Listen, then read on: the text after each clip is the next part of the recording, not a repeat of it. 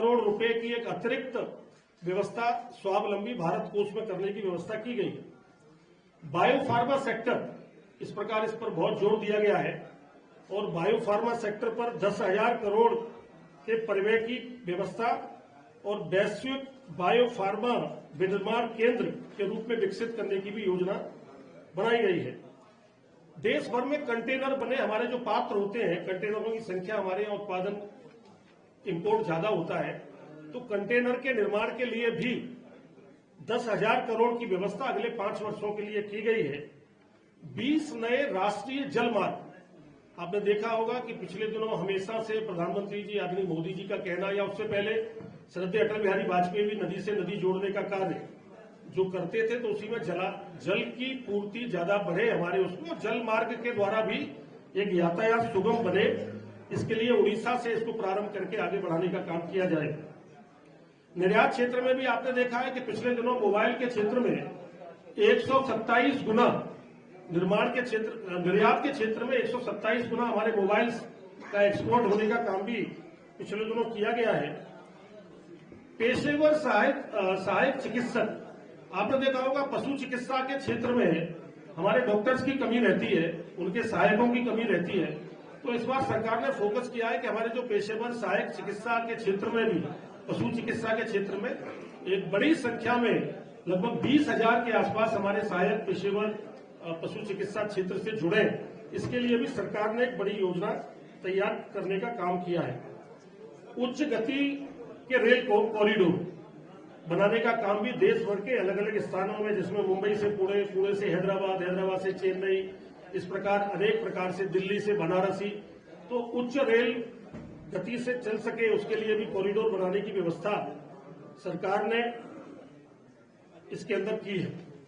महात्मा गांधी ग्राम स्वराज पहल, इस बार महात्मा गांधी जी के नाम से ग्राम स्वराज का जो सपना महात्मा गांधी जी का था, उसको साकार करने के लिए ग्राम स्वराज योजना, महात्मा गांधी ग्राम स्वराज पहल करने का काम किया है, जिसमें हस्तशिल्प कला, हमारे बुनकर, हथकरघा क्षेत्र के लोग, उनको आगे बढ़ाने के लिए आत्मनिर्भर भारत जिसे हम कह सकते हैं, एक जिला एक उत्पाद, मैं इसमें आपका ध्यान आकर्षित करना चाहूंगा कि एक जिला एक उत्पाद को भी बढ़ावा देने का काम किया है। साथ में ही हमारी बेटियों के लिए जो उच्च शिक्षा और तकनीकी शिक्षा के क्षेत्र में आगे बढ़ रही है, हर जनपद में एक आवासीय हॉस्टल बच्चियों के लिए, हायर एजुकेशन तकनीकी शिक्षा के लिए, जिनमें बेटियों को सुरक्षित आवासीय व्यवस्था हो सके, उसके लिए हर जिले में एक केंद्र हॉस्टल बनाने का काम, ये भी हमारी सरकार ने अपनी इसमें व्यवस्था करने का काम किया है।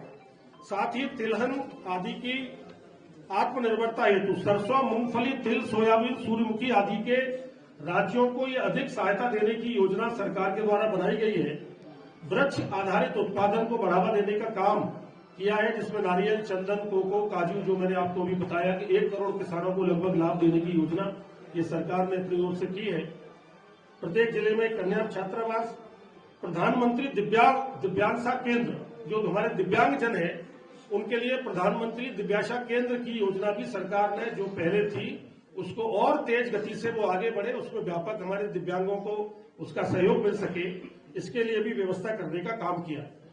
आप देखते हैं जलवायु परिवर्तन के कारण अनेक प्रकार के जलवायु के परिवर्तन होते हैं, उससे किसानों को भी नुकसान होता है, आम जनमानस को नुकसान होता है, तो उसके लिए भी जलवायु अनुकूलता के लिए 20,000 करोड़ की व्यवस्था ये सरकार ने की है। इसी प्रकार हमारे जो पर्यटक स्थल है, ऐसे 20 पर्यटक स्थल देश भर के जिनका एक अपना इतिहास है, जैसे हस्तिनापुर, इस प्रकार के पूरे देश भर में 20 पर्यटक स्थल है, उनको आगे बढ़ाने का काम, और पर्यटक स्थलों पर हमारे जो मार्गदर्शक होते हैं, जिन्हें हम गाइड भी कहते हैं इंग्लिश में, उनको लगभग 20,000 मार्गदर्शक, 20,000 गाइड भी आगे जुड़े, अच्छी संस्थाओं से, शिक्षण संस्थाओं से शिक्षा प्राप्त करके एक मार्गदर्शक की भूमिका में आए, इसके लिए भी काम किया गया है। हर्बल खेती और कैंसर की इसको बढ़ावा देने के लिए, कैंसर आदि गंभीर बीमारियों को सस्ती दवाई देने के लिए काम करने का काम किया है। तो ऐसे मोटा मोटा मैंने आपको एक बजट पर कि किस प्रकार का एक दूरगामी परिणाम वाला बजट, एक विकसित भारत के संकल्प को साकार करने वाला बजट आत्मनिर्भर भारत को मजबूत करने वाला बजट, सबका साथ सबका विकास का संकल्प को सार्थक करने वाला एक बजट, ऐसा एक बजट देश के प्रधानमंत्री आदरणीय श्री नरेंद्र मोदी जी ने ये प्रस्तुत किया है। वो आपने देखा होगा कि किस प्रकार से अभी पिछले दिनों पार्लियामेंट के अंदर भी बजट से पहले महामहिम राष्ट्रपति जी के अभिभाषण के धन्यवाद प्रस्ताव पर कांग्रेस का किस प्रकार का रोल रहा, भारत को बदनाम करने की नीयत से अनेक प्रकार के अनर्गल बयानबाजी करने का प्रयास किया गया, नियम और उनको तोड़कर। और पूरा आपने देखा कि पूरा देश भर निगाह लगाए बैठा है कि पार्लियामेंट चले, लेकिन पार्लियामेंट नहीं चला।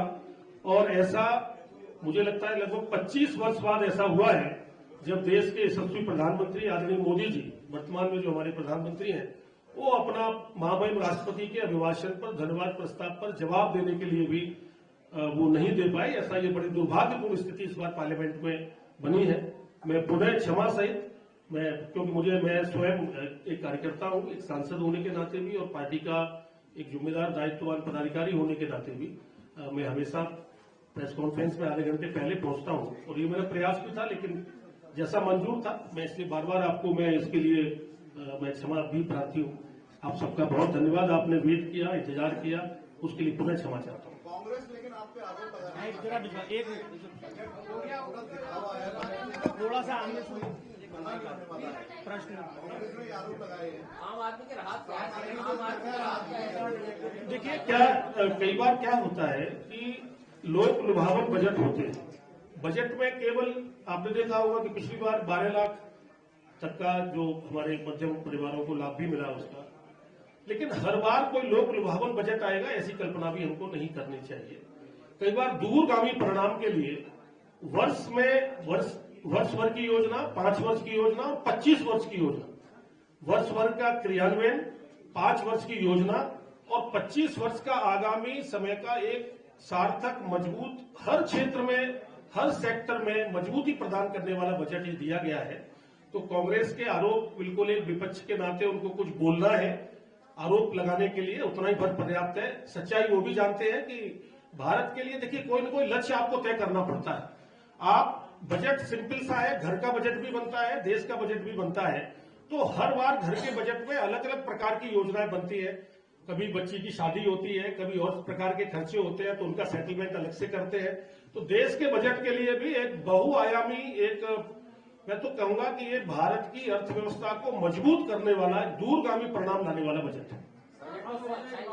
आप एक कमी बताइए, एक सच्चाई जो एक करके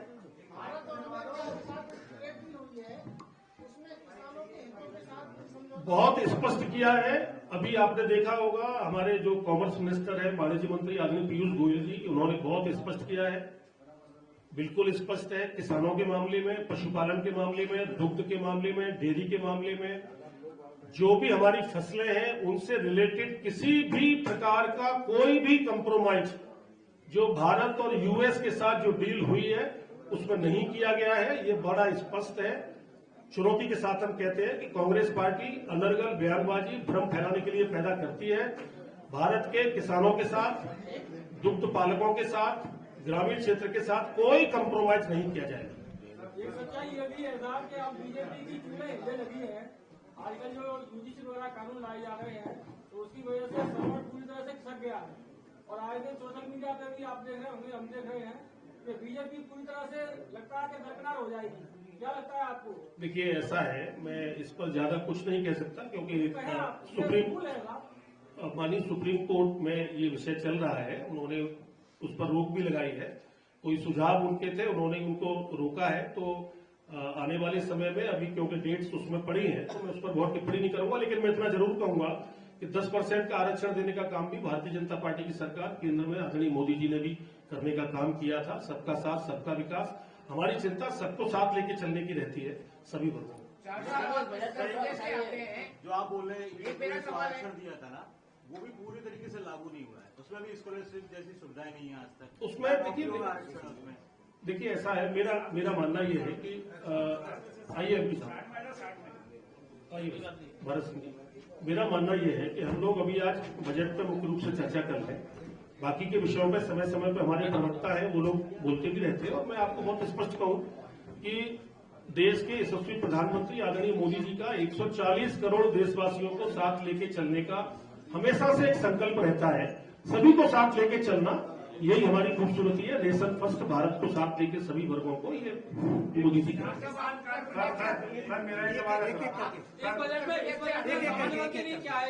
ये सब सामान्य वर्ग के लिए ही है। मैंने आपको बताया, देखिए शिक्षा के क्षेत्र में हो, चाहे स्वास्थ्य के क्षेत्र में हो, चाहे व्यापारी वर्ग के लिए हो, चाहे नौजवानों के लिए हो, चाहे हमारी महिला वर्ग के लिए हो, हर क्षेत्र के लिए होता है। बजट में कुछ और लिखा हुआ है, उसमें ओबीसी, दलित, एससी, एसटी, अल्पसंख्यक वो लिखा हुआ है, सामान्य वर्ग का नाम ही नहीं है। नहीं, ऐसा नहीं, ऐसा नहीं है। वो सभी वर्गों के लिए है। विशेष चर्चा अलग से की जाती है, लेकिन सभी वर्गों के लिए। इसमें कोई जातिगत बजट कभी जातिगत हिसाब से नहीं आता था। महिला, युवा, देखिए महिला, युवा, किसान, ये हमारी प्राथमिकता है। जैसे किसान बिल वापस हो गया है, नया किसान बिल कब तक आने का उम्मीद है? काम चल रहा है उस पर? देखिए मेरा इसमें कहना है कि देश के अलग अलग सेक्टर्स में रिफॉर्म्स होने चाहिए, निश्चित रूप से होने चाहिए। किसानों के क्षेत्र में भी किसानों के जीवन में बदलाव लाने के लिए ही बिल लाए गए थे। उनके जीवन में बदलाव आए। अगर किसी का कोई किसी पे आपत्ति थी तो उसमें सुझाव के रूप में दिया जा सकता था, उसको सुधार हो सकता था। लेकिन कांग्रेस पार्टी ने एक पूरे देश भर में एक भ्रम फैलाने का काम किया। मैं तो कहूंगा किसानों से कांग्रेस को माफी मांगनी चाहिए। लेकिन किसान बिल तो आपने वापस किया है। देखिए, जब पूरे देश का सम्मान करना भी प्राथमिकता थी, मोदी जी ने सम्मान किया। आने वाले समय में फिर किसानों के हित के लिए जो भी आवश्यक होगा करेंगे। आज भी कर रहे हैं, आगे भी करेंगे। कब तक उम्मीद है? अभी इस बारे में तो अभी आने वाले समय में चर्चा होने दीजिए। आप उत्तर प्रदेश से आते हैं, मेरा जी। एक सवाल है जी कि उत्तर प्रदेश में निकट भविष्य में ग्राम पंचायत के चुनाव होने जा रहे हैं। जी। अभी तक परिसीमन उत्तर प्रदेश सरकार ने जो है लागू नहीं किया है, इसमें आपका क्या? देखिए, चुनाव की प्रक्रिया चल रही है। अभी हमारे पंचायत राज मंत्री जी ने भी पिछले दिनों बड़ा स्पष्ट कहा है कि चुनाव समय पर होंगे और समय पर ही हमारे पंचायत के चुनाव होंगे। आप निश्चित मानिए। लेकिन अभी तक परिसीमन जारी नहीं हुआ है। वो सब होंगे, प्रक्रिया में है। जो आने वाले समय में सारी प्रक्रिया पूरी होंगी। और हमारे मंत्री जी ने भी स्पष्ट किया है, जो उत्तर प्रदेश के मंत्री है उन्होंने स्पष्ट किया। इस अंचल में काजू तो होते नहीं है, सरसों होती है, तो इस अंचल के लिए आप विशेषकर ग्वालियर आए हैं, तो इस अंचल के किसानों के लिए क्या विशेष है? क्योंकि सरसों में मिलावट तेल में अभी भी जारी है, जिसके सरसों के भाव 3-4 साल में अभी भी वही बने हुए। आपने देखा होगा पिछले वर्षों में सरसों के भाव बाजार भाव में सरकारी रेट से भी ज्यादा रहे। और यही भाजपा या यही मोदी जी चाहते थे कि हमारे किसानों को, जो किसान बिल की बात कर रहे थे, कि हमारे किसानों को उच्चतम मूल्य बाजार में मिलना चाहिए। अभी आपने देखा होगा बाजरा में सरकारी मूल्य इतना था कि बाजार में कम था, तो बाजरा सरकार ने ज्यादा से ज्यादा खरीदा। तो किसानों की चिंता देश में, देखिए सभी ये जो बजट आता है, ये कोई एक क्षेत्र के लिए, एक जिले के लिए होता भी नहीं। ये पूरे देश का बजट है। हम घर का बजट लाते हैं तो पूरे देश के बजट में अलग अलग देशों में, अलग अलग हमारे प्रदेशों में अलग अलग फसलें होती है। अभी पिछले दिनों जो बजट आपने देखा होगा कि फार्मर्स के लिए जो भारतीय जनता पार्टी ने या जो मोदी जी ने या उससे पहले श्रद्धेय अटल जी ने जो किया है, आज तक कांग्रेस ने, मैं चुनौती देता हूं आपके प्रेस कॉन्फ्रेंस के माध्यम से, वो एक कोई नियम, एक अधिनियम, एक कोई योजना बता दें जो कांग्रेस ने किसानों के लिए कभी जारी की। कांग्रेस तो कांग्रेस की अपन चर्चा करते ही क्यों है? कांग्रेस को छोड़े, अपनी बात करें। और कोई महत्वपूर्ण सवाल है जी, आपकी सरकार ने पिछले 10 साल से किसानों के हित में मंडियों के चुनाव नहीं करवाए। मंडी प्रांगण में लूट हो रही है और कोई भी ग्रामीण क्षेत्र का किसान नेता बीजेपी की तरफ नहीं तो आ रहा। ये कहाँ की बात कर रहे हैं? मध्य प्रदेश में पिछले 10 साल से मंडियों का चुनाव नहीं हुए। और कोई बजट से रिलेटेड कोई प्रश्न होगा तो हम चल के चाय पी लें सब। नहीं, हम बैठे हैं सर।